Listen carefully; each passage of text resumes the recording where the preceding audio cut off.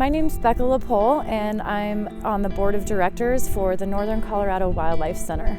So this is the former site of CSU's Hughes Stadium. We're fighting to maintain the open space that's here, the wildlife habitat, and hopefully include some space for development of a wildlife rehabilitation center to preserve some of that open space. We feel that a high-density housing development in this area would contribute to a lot more problems on this side of town with the wildlife, as well as polluting the air, polluting the dark skies with lighting. Also, we don't think it's a very safe zone to have more people because there are only 2 exits for emergency vehicles to get in and out of the space. It's not ideal. Also, the view of the A, as you can see behind me, is unobstructed right now with this nice open space. If we had a whole bunch of condos and townhomes that are multiple stories, then that view would be obstructed for many people. It's 100 years that the A has been on the side of the mountains, and CSU has preserved that legacy, so we're hoping that the open space around it can be preserved as well.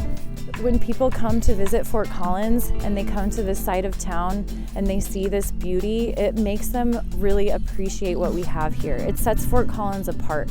We don't want to be another Denver. We don't want to be a city in California that's just overrun with housing. We want open space. We want beauty. Cramming more people in is not the answer.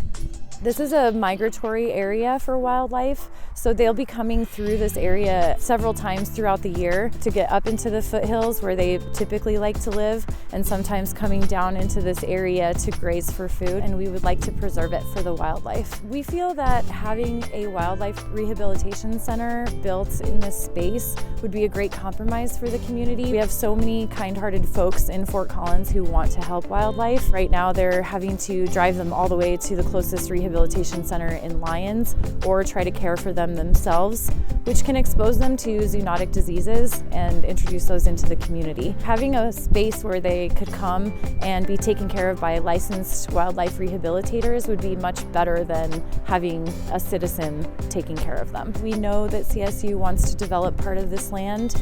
The Wildlife Rehabilitation Center would only take about 10 acres. This property is about 170 acres, so it would be a very small footprint that we could use over where the stadium used to be, using existing utilities. Would also provide all these benefits to the community, such as more jobs and the ability to take care of this wildlife in a safe place.